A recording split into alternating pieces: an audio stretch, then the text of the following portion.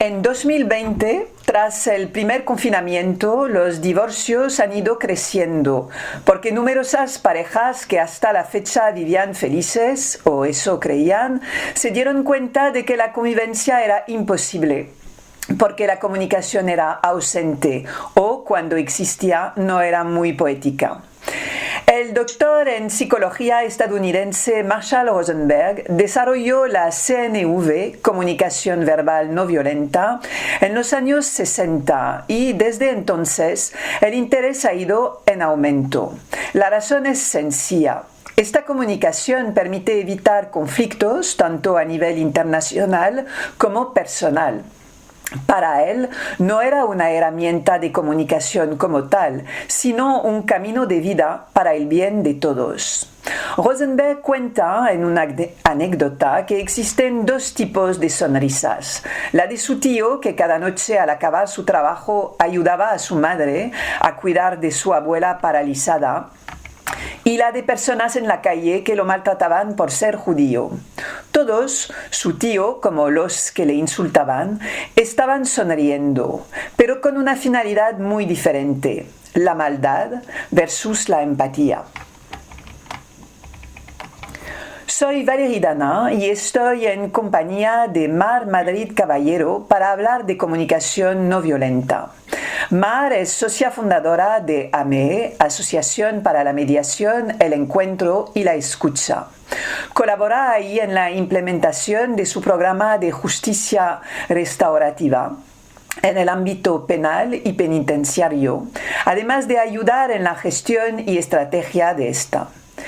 Entre muchas más actividades, es miembro del Instituto de Comunicación No Violenta, en el que colabora como formadora en comunicación no violenta y gestión de conflictos desde hace años. La comunicación verbal es fundamental en nuestras vidas. Es un arte de vida que nos sirve para expresar sentimientos, emociones, para alcanzar un objetivo, para todo en nuestro día a día. Pero, ¿nos comunicamos siempre de manera tranquila? ¿Dependen nuestras reacciones de cómo nos sentimos, de nuestra historia personal quizá, o de las personas que tenemos enfrente? ¿Se puede aprender a comunicar? Vamos a intentar descubrir lo que es la comunicación no violenta y cómo podemos manejar las palabras de manera más apacible para el bien de todos. Mar, buenos días y gracias por haber aceptado mi invitación. Buenos días, Valerie. Muchas gracias a ti por invitarme a contar conmigo. Montaigne decía: la palabra es mitad de quien la pronuncia, mitad de quien la escucha. Hubo muchos divorcios en 2020 a raíz de la convivencia, sin hablar de la violencia. No sabemos comunicarnos, tampoco estamos verdaderamente pendientes del otro y el confinamiento simplemente lo ha sacado a la luz. Pues así es, la comunicación es mitad lo que expresas y mitad lo que escuchas. Las personas pensamos que comunicar es solamente emitir mensajes y realmente no es solo eso. Mira, un grupo de científicos de la Universidad de Palo Alto, en California, investigaron el fenómeno de la comunicación humana. Eran matemáticos, neurólogos, psiquiatras, y ellos establecieron que es tan importante expresar como escuchar. Es decir, asegurarte, cuando escuchamos, nos aseguramos de que hemos comprendido lo que la otra persona nos ha querido decir. Pienso que el confinamiento ha conllevado muchas más horas de convivencia en espacios a veces reducidos, pisos pequeños, con más tareas domésticas, pues los niños también estaban en casa, había que hacer la comida, atender sus labores del colegio, más estrés. Esta situación de crispación, nerviosismo, cansancio, frustración, preocupación por lo que estaba ocurriendo ha podido llevar a que surgieran conflictos y el conflicto ha abocado en la ruptura, en la separación. Creo, Valerie, que en circunstancias difíciles es cuando más necesitamos tener habilidades de comunicación para emitir mensajes difíciles y también para escucharlos. ¿Cuáles son los fundamentos de la comunicación verbal no violenta? Pues, Valerie, me gustaría matizar que realmente la comunicación no violenta no se refiere a lo verbal solamente, sí. Porque, por ejemplo, dar la mano en un momento cuando alguien está llorando, no utilizas la palabra y sin embargo estás siendo empático con la persona. O, por ejemplo, cuando escuchas, no estás utilizando la palabra y estás utilizando la comunicación no violenta. Los elementos de la comunicación no violenta es poner una serie de habilidades de comunicación y de lenguaje al servicio de una intención, la más importante, que es conseguir la calidad de conexión entre varias personas, entre dos personas, para que surja de manera espontánea la satisfacción que se siente al contribuir a la vida, a dar a los demás. O sea, es poner el lenguaje al servicio de la calidad de conexión en las personas. En cuanto a los valores de la comunicación no violenta, el principal que dice Marshall Rosenberg es: todo aquello que hacemos y que decimos está al servicio de satisfacer necesidades básicas humanas. Y lo que ocurre es que a veces utilizamos estrategias trágicas que nos producen daño a nosotros y dolor en los demás. Pero todo lo que hacemos está al servicio de la satisfacción de nuestras necesidades básicas. Los elementos de la comunicación no violenta es, por un lado, cuando me expreso, hay unos elementos concretos, hay una estructura en el mensaje que va a garantizar que la otra persona me escuche con apertura. Y, por otro lado, durante la escucha, la comunicación no violenta nos invita a escuchar de una manera que va a garantizar que yo comprenda el mensaje y que la persona se sienta comprendida.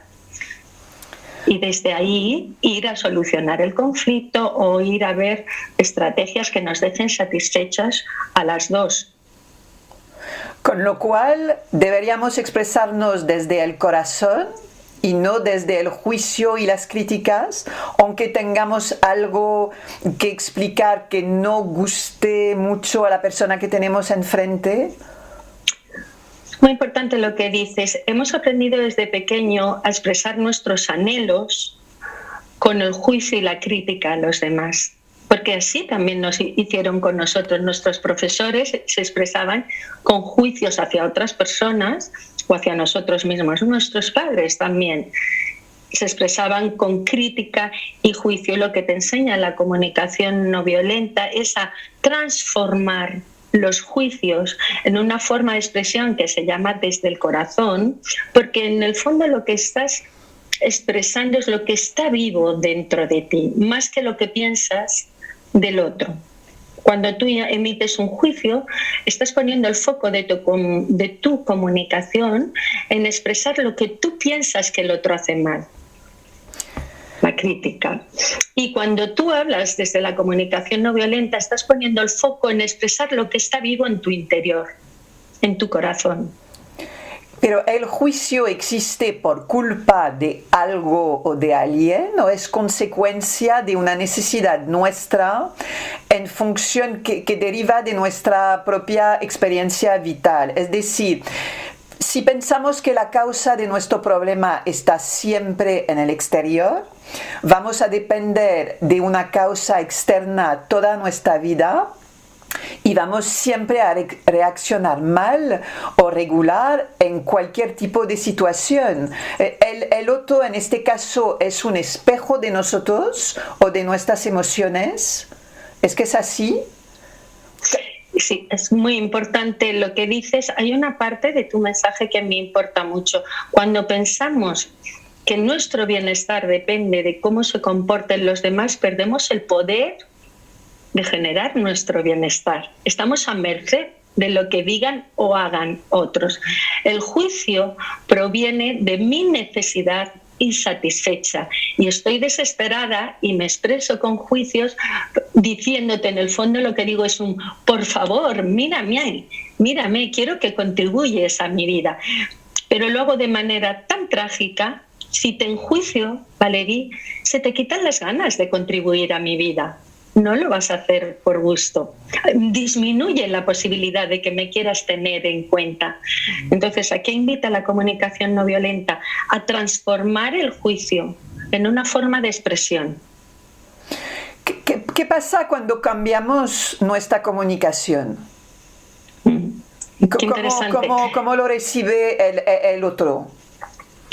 Cambiar nuestra comunicación tiene un impacto directo en nuestro entorno, en las personas que nos rodean. Uno de los preceptos también y axiomas que dijeron estos investigadores de Palo Alto, que eran coetáneos de Marshall Rosenberg, es que la comunicación tiene un efecto boomerang. Es decir, que lo que sale de mí vuelve hacia mí con información sobre lo que salió. Es decir, puestos a poner un ejemplo. Si le digo a una persona, tú eres imbécil, si voy conduciendo y le digo y pienso que una persona ha hecho un acto conduciendo con su coche que me puede dañar y me pone en peligro. Si le digo, tú imbécil, es que no ves por dónde vas, ¿qué quieres que me conteste? Lo más probable es que también yo reciba un insulto o un gesto con su mano en la misma medida.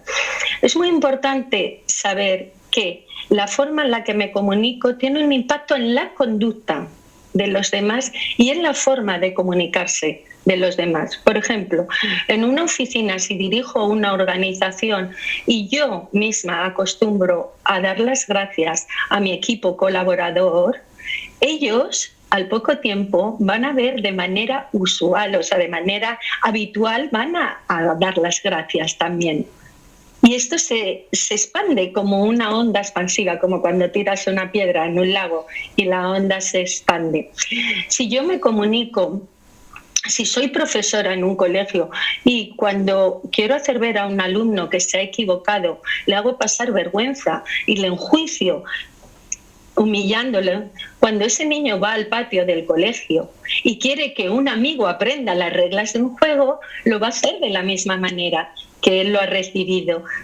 Repite el modelo de manera inconsciente. Sí, es muy interesante lo que dices. Pero entonces, ¿podemos aprender a comunicar bien, a expresar correctamente sus emociones? ¿Qué significa comunicar bien? Bueno, pues comunicar bien, para empezar, es saber si estás expresando, es distinguir cuándo estás expresando y cuándo estás escuchando, que normalmente lo mezclamos. Entonces, hay que tener en cuenta estos dos elementos, la expresión y la escucha. Incluso hay que tener en cuenta un tercer elemento, que es cuando te escucho voy a verificar contigo que lo que he entendido es realmente lo que tú quisiste decir. A veces nos dirigimos a nuestra hija diciendo, estoy cansada, me gustaría que recogieras tu ropa de la habitación, y le dices a tu hija y que me ayudaras con estas tareas domésticas, y le preguntas a tu hija, ¿me puedes decir lo que me has escuchado decir? Y me dice, sí, que soy una vaga. No entendía, el mensaje que le llegó fue otro completamente. Entonces, si quieres que hablemos un poco en relación a la expresión del mensaje, comunicar bien sería expresar con la mayor claridad y precisión posible lo que está vivo en mí ante un hecho determinado. Y en relación a la parte de escucha, el proceso de escucha, comunicar bien sería escuchar completamente lo que tú me estás diciendo y entender bien lo que me quieres hacer llegar, más allá de tus palabras incluso.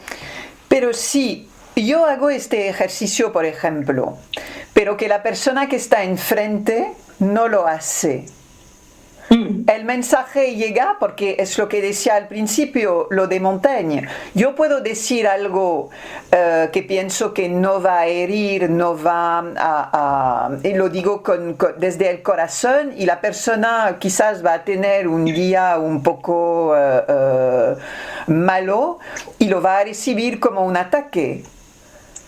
¿Cómo gestionar esto? Porque suele pasar, no es... Es muy interesante lo que dices, me gusta, porque es hilar fino para mí. Efectivamente, tú puedes decir algo con una intención de contribuir a la vida o no te das cuenta y la otra persona le duele. Chequea qué ha habido en ti o qué ha entendido la persona para que haya habido dolor y se separa de ti.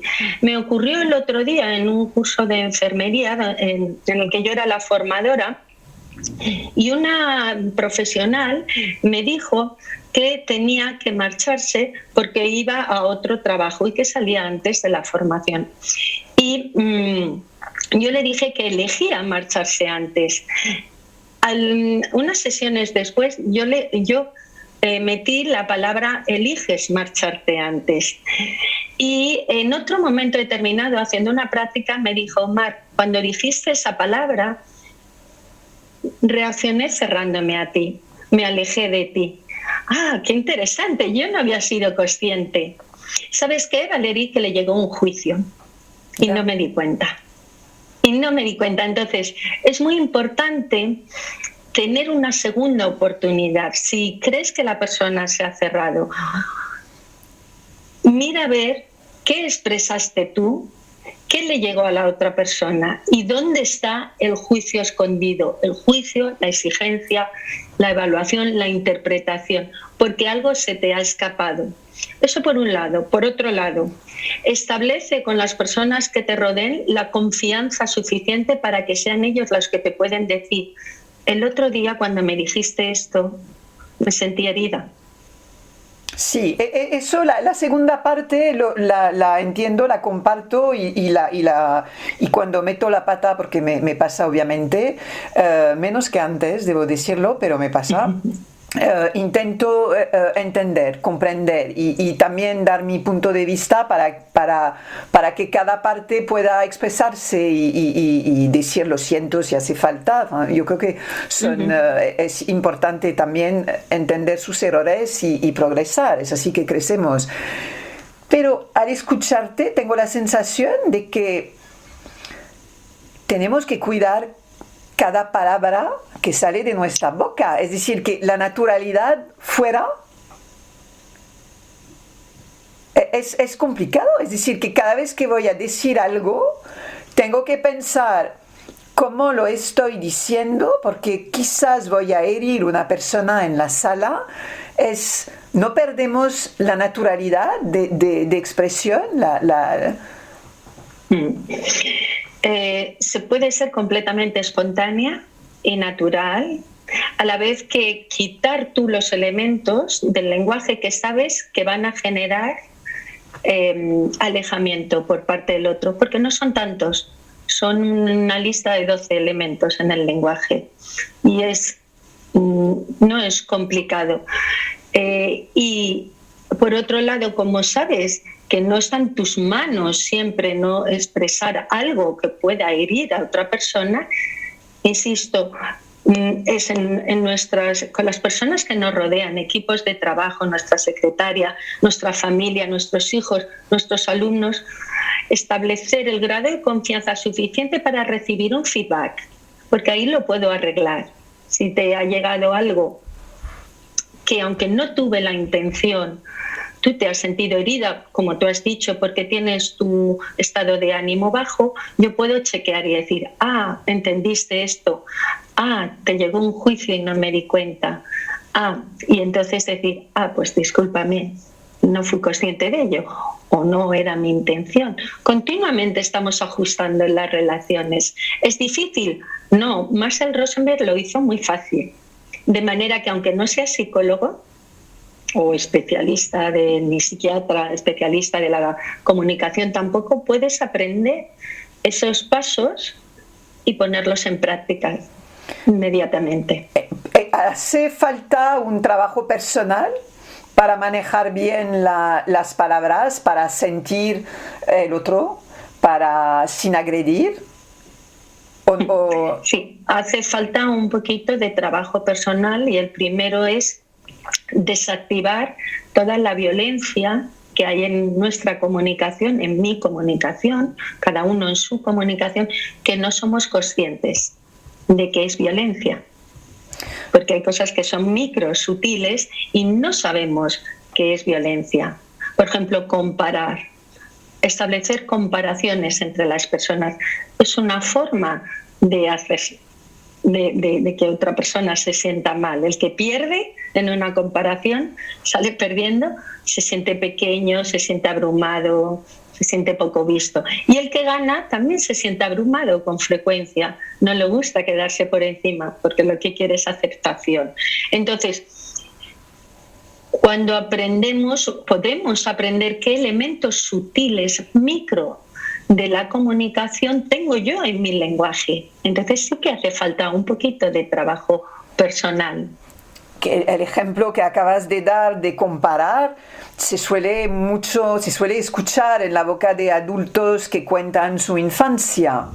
Así es que siempre me comparaban con mi hermano o mi hermana. Entonces, ¿cuáles son los elementos de la comunicación que producen violencia y alejamiento entre las personas, los más frecuentes? Y también, ¿cuáles son los elementos de comunicación que van a transmitir paz?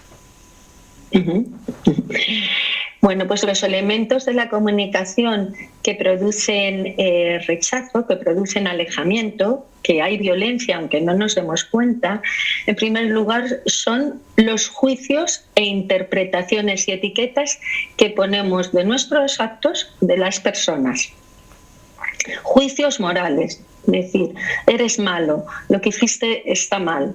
Este es el primer elemento que genera distancia y además dirigirnos a la otra persona como con la verdad. Es decir, me dirijo a ti con un juicio grande sobre ti, eres despistada, eres, imagínate, cualquier juicio que se me ocurra y me dirijo a ti pensando que esa es la única verdad. Y quiero además y pretendo que tú estés abierta a escucharme. Entonces, ¿cómo tú transformas el juicio, que no tiene que ser juicio? Entonces, eres despistada. En lugar de decir eres despistada, ¿cómo lo vas a presentar, Valerie, para que la otra persona lo acepte? Muy bien. Valerie, esta semana me has preguntado 2 veces la contraseña del ordenador y te la he pasado por correo electrónico. ¿Qué te ha pasado? Vale. Necesito eficacia en mi trabajo y cuando veo que me lo preguntas 2 veces, esta sería la traducción. Con lo cual explicamos nuestra necesidad para que el otro entienda o que no lo ha hecho tan bien como tenía que hacerlo. ¿Es eso? Es decir que... Y fíjate que vuelves a introducir el término hacerlo bien. Y yo he dicho, el origen de la violencia, lo decía Marshall Rosenberg, está en hacer el juicio moral, lo haces bien, lo haces mal, lo hacemos bien, lo hago bien, lo hago mal, eres bueno, eres malo. Entonces, lo que he hecho con el ejemplo de eres despistada y luego traducir, he dicho los hechos que me han llevado a mí a pensar, ay, le vi, qué despistada es. ¿Qué hechos han sucedido que me han llevado a mí a pensar eso? Y yo sé que eso es un juicio y si me acerco a ti con ese juicio, sé que te va a doler y te vas a apartar. Y si estás en una situación de menos poder que yo, del tipo que sea el poder, puedes aguantarte, pero te vas a revolver, te alejas de mí, no te gusta que te diga eso, no te consideras una persona despistada. Y si te lo consideras, también te va a doler. Y he transformado, te he dicho, los hechos y luego he transformado, necesito eficacia en mi trabajo. ¿Qué te ha pasado? Y te he preguntado, ¿qué te ha pasado con la contraseña del ordenador? He citado mi necesidad, pero no para decirte que tú haces algo mal, sino para que te llegue cuál es mi necesidad y tengas ganas de contribuir de una manera libre. No por la vergüenza que yo te hago pasar. Pero el hecho de hacer un trabajo sobre uno mismo permite también encajar mejor las críticas, porque para mí el hecho de que alguien me diga que soy despistada en un momento dado no me va a herir, porque efectivamente puedo haberme olvidado de algo en un momento dado, con lo cual no lo veo como nada agresivo o en contra de mí, es simplemente que en este momento pues se me ha ido la cabeza. Entonces el trabajo sobre uno mismo es fundamental también, porque si no pasamos, es como poner el pie en una bomba cada vez que avanzamos. Esto es, el trabajo sobre uno mismo es fundamental también para recibir, para escuchar mensajes potentes o fuertes que nos dicen otros. Es verdad que tú eres adulta y tienes recursos de desarrollo personal, y entonces que yo te diga eres despistada porque se te ha olvidado 2 veces no va a generar malestar en ti. Pero imagina a un niño de 7 años donde recibe de vez en cuando con cierta frecuencia que es torpe o que es despistado. Sí que genera daño esta etiqueta, o eres malo en deportes. Y eso con respecto a los niños, me interesa mucho dejar esto claro, la etiqueta que ponemos a los niños. Y por otro lado, sí que puede haber una forma, cuando recibes tú en tu ámbito como adulta, en tu ámbito profesional o en el personal, puede llegarte un juicio que realmente te deje patidifusa. ¿Y cómo lo traduces tú? Es decir, ¿cómo lo escuchas tú? ¿Qué le está pasando a la otra persona para que me diga esto que me ha costado escucharlo? Yeah. ¿Qué le ha pasado a la persona? De manera que la comunicación no violenta nos invita a escuchar los juicios de los demás como sus necesidades insatisfechas, las de ellos. Tú hablas de escuchar, pero a veces escuchamos sin escuchar. Es decir, que tenemos una conversación y que como tenemos algo en la cabeza, estamos esperando, es que vamos directamente al grano con una idea preconcebida en la cabeza, y el otro puede hablar, nos da igual porque seguimos con lo nuestro. ¿Qué hacemos en este caso? Hay verdaderamente que apartar lo que tenemos en la cabeza, ir como casi virgen a entrar en esta conversación virgen, ¿no? Tal cual lo estás diciendo, así es. Aparta un poco lo tuyo, tu idea, lo que tú quieres exponer, y dedícate a la escucha. Marshall Rosenberg estudió y trabajó con Carl Rogers, que es un padre de la psicología moderna, uno de los padres de la psicología moderna. Hizo unos trabajos de investigación fantásticos sobre la escucha. Cuando escuchas, casi tienes que poder repetir todo lo que te ha dicho esta persona. Y normalmente no estamos en la escucha, estamos impacientes por decir la idea que llevamos en la cabeza, tal y como tú has explicado. Entonces, apártalo un poco. Escucha lo que la persona te está diciendo sin interrumpir. Recógelo. Recógelo significa vete a lo fundamental. Incluso puede que se lo devuelvas, le digas, ¿te he entendido decir esto? Debe ser muy importante para ti. A la vez, yo quiero decirte mi idea, porque lo veo así, porque tengo una experiencia. Fundamental escuchar, dejando a un lado la idea que tú traes. En general, escuchamos para contestar, no para comprender. A ver si hay políticos que nos escuchan hoy. Entonces, a mí me gustaría volver a los elementos de comunicación que producen violencia y alejamiento entre las personas. Sí. Por ejemplo, cuando tenemos adolescentes en casa o con la pareja. ¿Cómo podemos explicar que algo no nos conviene o que nos gustaría que cambiase una situación de manera amigable? Muy bien. Si volvemos a los elementos que generan distanciamiento, que generan violencia, el segundo, en el orden de importancia, serían las exigencias. Muchas veces pedimos a nuestra pareja y a nuestros familiares, a nuestros hijos, pedimos que hagan cosas desde una exigencia. ¿Por qué sé que estoy en una exigencia? Porque tengo un pensamiento dentro, debería de comportarse así. Lo suyo sería que hiciera esto como le digo. Y la exigencia es otro pinchazo en la piel, te apartas. Te duele y te apartas. La máquina humana está muy bien hecha. Y ante las exigencias nos separamos, porque necesitamos que prevalezca nuestra necesidad de elegir lo que queremos hacer. Además, creemos que los demás, nuestra pareja, nuestros hijos, amigos, tienen que pensar igual que nosotros y tener la misma necesidad justo igual que yo en el mismo momento. Y me dirijo al otro con una petición llena de exigencia y se produce el cortocircuito en la comunicación. Entonces, ¿cómo puedo hacer para hacer una petición? Primero, estoy abierta a chequear. Estoy abierta a que me diga que no. Si me voy a enfadar cuando escucho un no, estoy en una exigencia. Si yo me enfado y castigo, estoy en una exigencia. Y estoy abierta a yo cuidar de mi propia necesidad de manera autónoma o cargo toda mi necesidad sobre cómo se comporta sobre los hombros de la otra persona. Te pongo un ejemplo.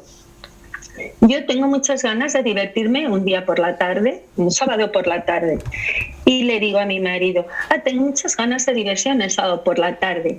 Y él me dice, pues yo también tengo muchas ganas de diversión. Y entonces él me dice, pues vamos a ver un partido de fútbol en la televisión. Ya se acabó todo. Mi diversión se fue al traste. Ya tenemos el conflicto. Era una pura exigencia. Lo suyo sería que se dé cuenta que no me gusta el fútbol. Lo suyo sería que se dé cuenta de que a mí lo que me apetece es salir a una terraza y tomar una cerveza en una terraza. Y ya empiezo el juicio. Entonces es ¿cómo puedo convertir mi marido? Javier, ¿a ti te apetece ver el fútbol? A mí el fútbol realmente no me gusta.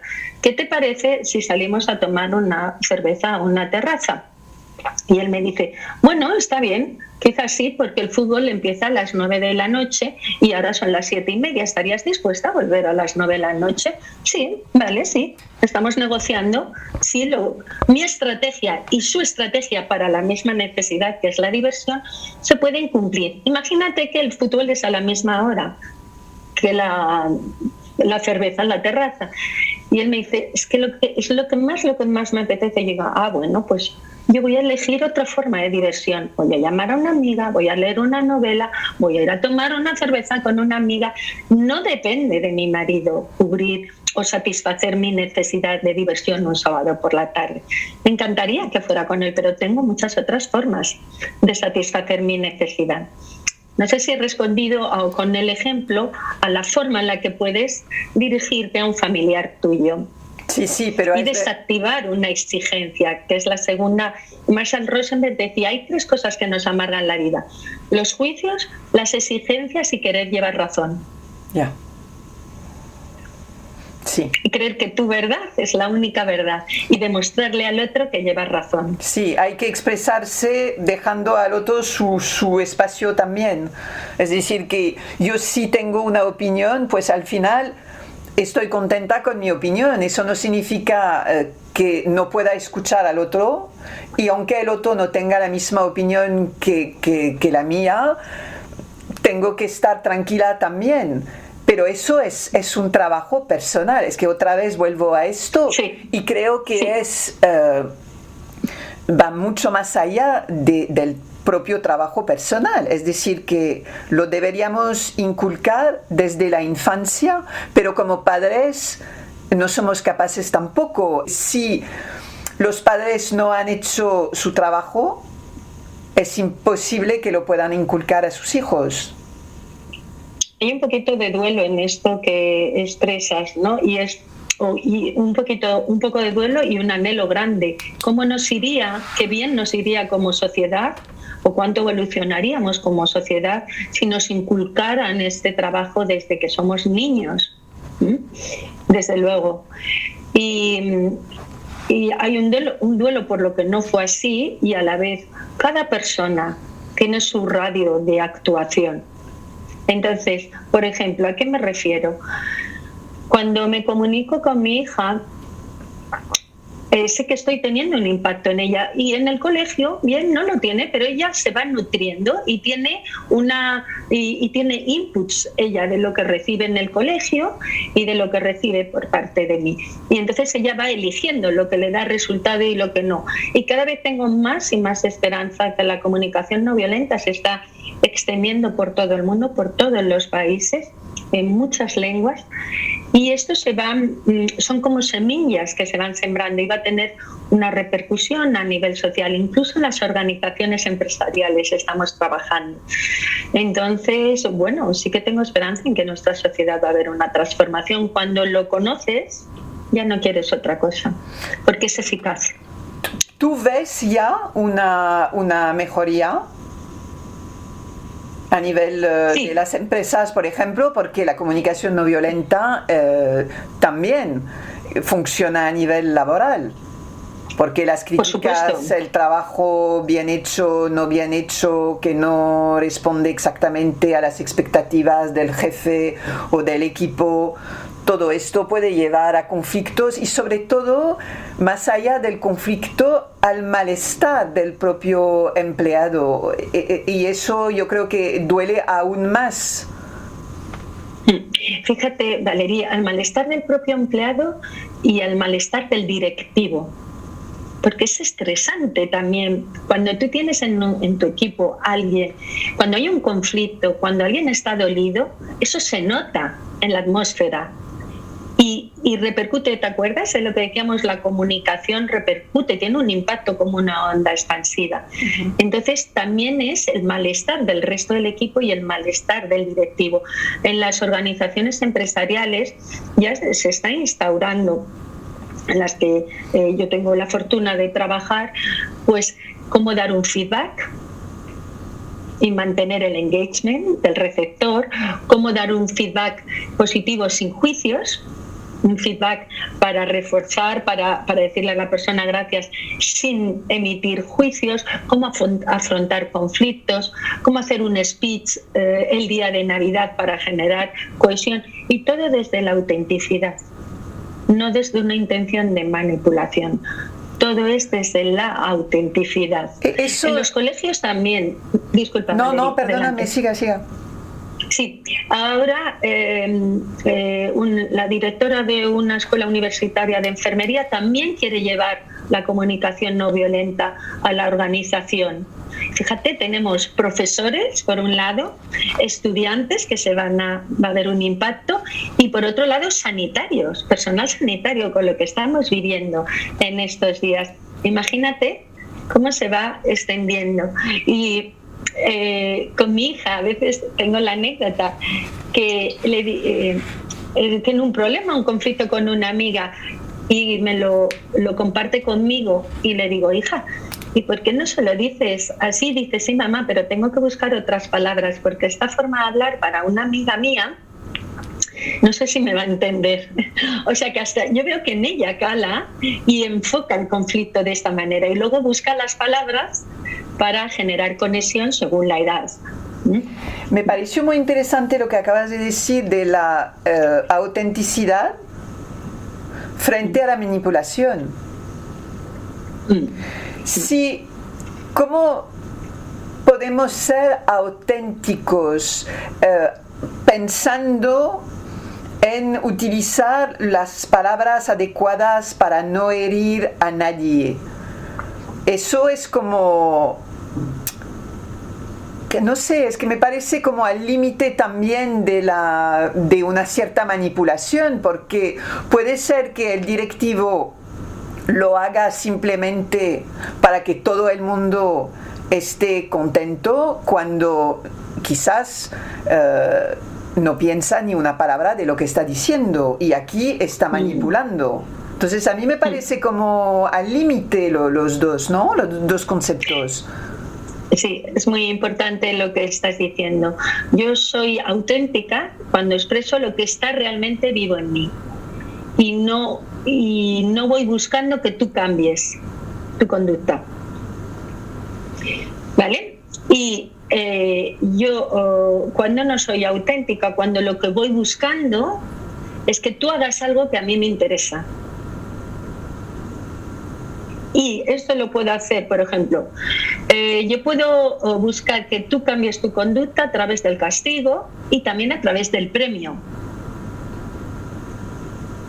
Entonces, si por ejemplo soy el directivo de una compañía y hago un speech de Navidad o un speech que quiero celebrar unos buenos resultados, me voy a centrar en la celebración de los resultados, en cómo estoy yo con esos resultados, porque quiero compartir esta alegría. Estoy alegre, estoy orgulloso y quiero compartir esta alegría, y no lo estoy haciendo desde una intención de quiero que tú repitas una conducta o quiero que tú te comportes de una manera determinada. Eso puede ocurrir, pero puede ocurrir de manera espontánea, porque la persona quiere comportarse de esa manera, no porque yo busco.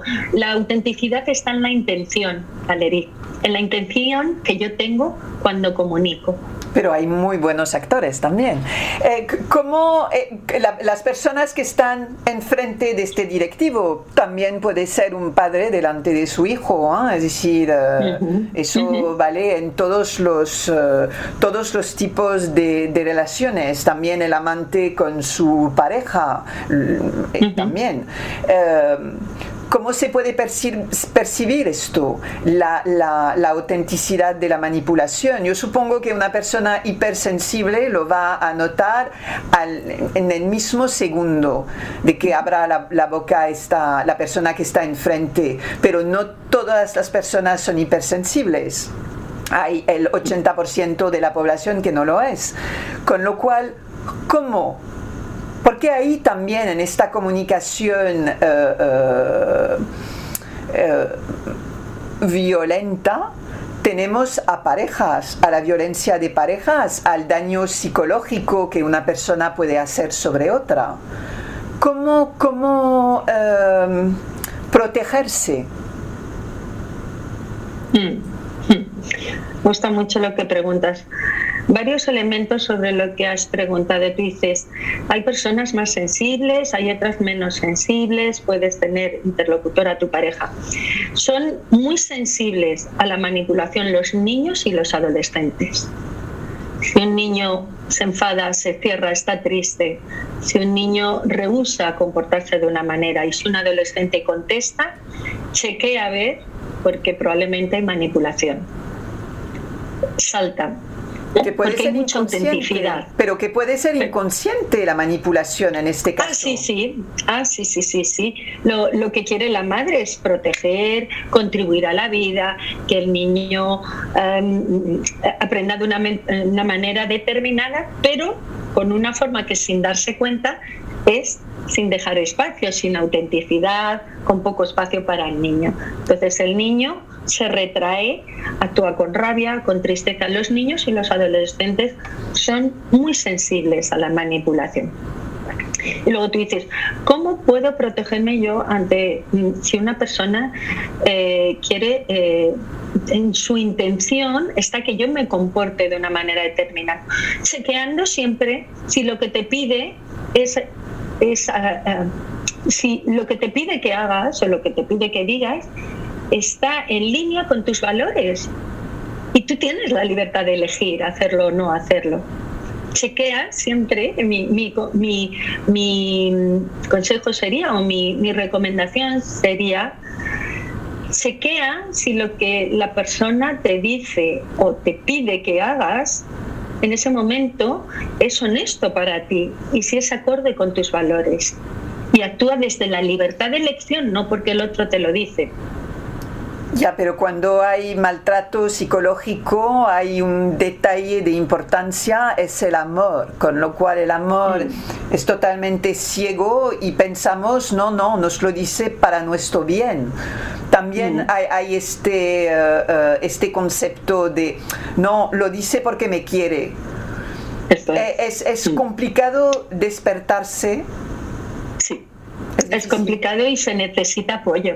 Personas que están sometidas a maltrato psicológico con mucha probabilidad necesitan apoyo para salir de ese esquema, porque cuando estás sometida al maltrato psicológico o incluso al maltrato físico, tú te dices a ti misma que el vivir con esa persona es la única forma que tienes de satisfacer tus necesidades. No ves salida.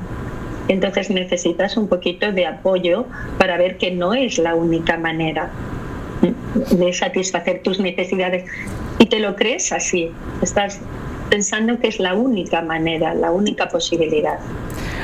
Además de la ayuda que podemos pedir en el exterior, que no podemos, que debemos, para concluir, ¿qué consejos podrías dar a las personas que nos están escuchando? Como tanto en la familia, tanto a nivel personal, a nivel yo, como a nivel de la persona que está enfrente, a nivel educativo, a nivel laboral. ¿Cuáles son las pautas que deberíamos comprender y poner en acción?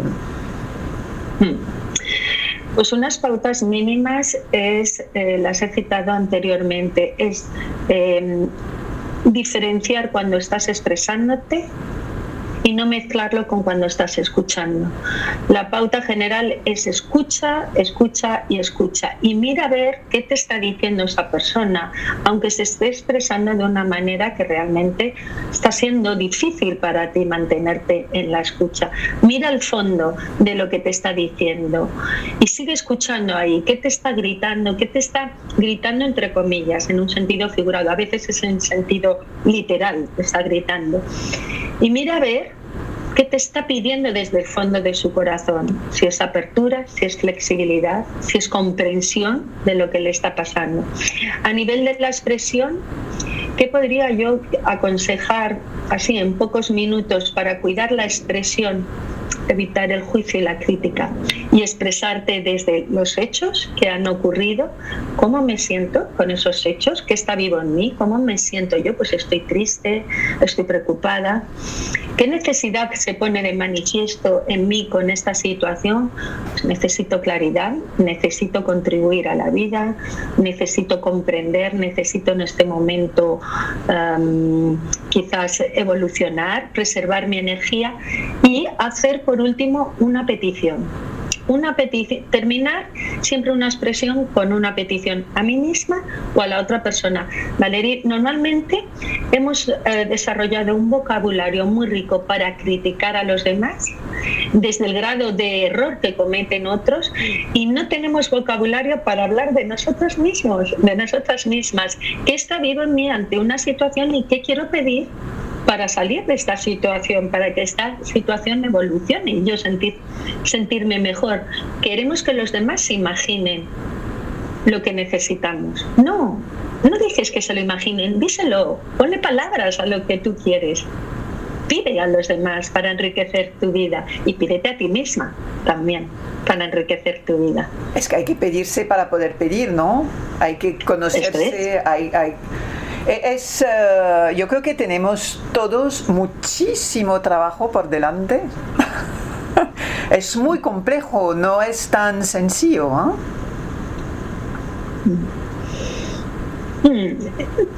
Es sencillo, con un poquito de... A ver, es un aprendizaje de vida, como dice Marshall Rosenberg, es un aprendizaje de vida, porque volvemos a caer en patrones antiguos que de una manera sutil no nos damos cuenta. Ahora bien, puedes empezar a ser consciente y a practicar esta forma de comunicación que genera unión, que genera cohesión, después de 8 horas de trabajo. 8 horas de trabajito con un poquito de ayuda, alguna lectura, un poquito de ayuda de un facilitador, empiezas ya a practicarlo. Y los resultados, el método es sencillo, pero el poder de transformación es impresionante. Pues muchísimas gracias, Mario. Hubiera podido seguir muchísimas. Tengo muchas más preguntas al escucharte, ya salen por todos lados, pero seguiremos hablando. Muchísimas gracias. Espero que os haya gustado y hasta la próxima.